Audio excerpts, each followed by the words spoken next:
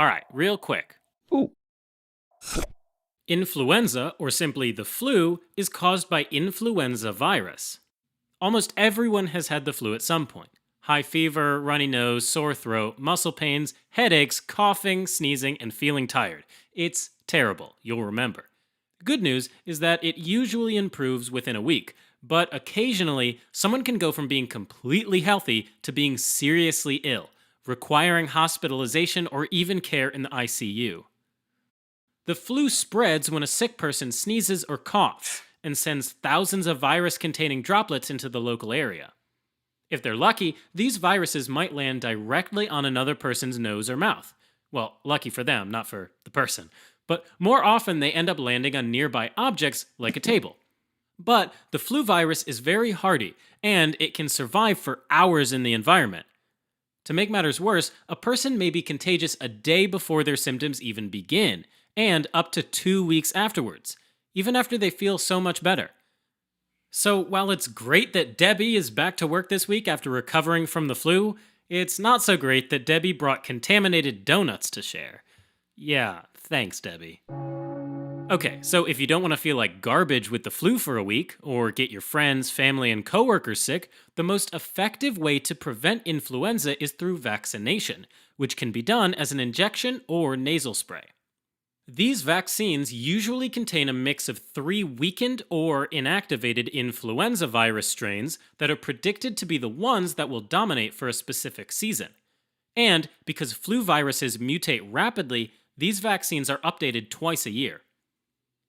So, how well do they work? Well, it depends. First, high-risk individuals like pregnant women, those with a chronic health condition, or those under 6 months or over 65 years of age, are more susceptible to the flu despite being vaccinated.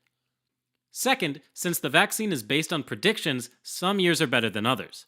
On average, though, the flu vaccine reduces the risk of illness by roughly half, from about 10% to about 5%, in terms of the likelihood of getting sick over the entire flu season.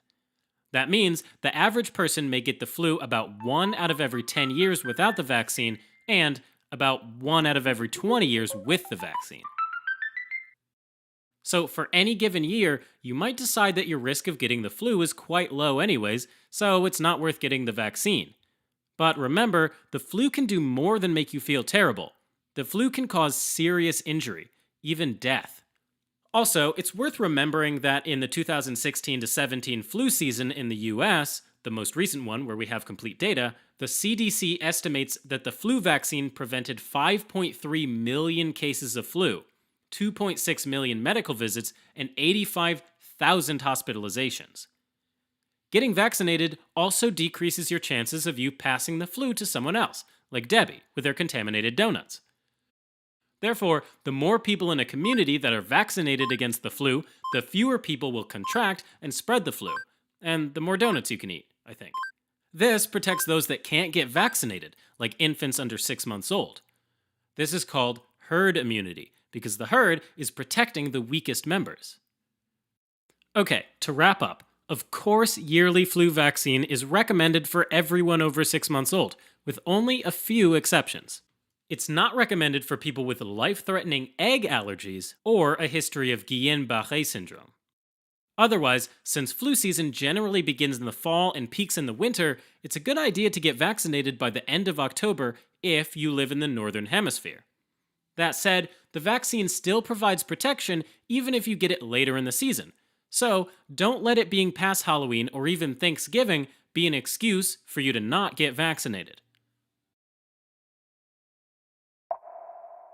If you'd like to learn even more about the flu, check out our full influenza video on osmosis.org.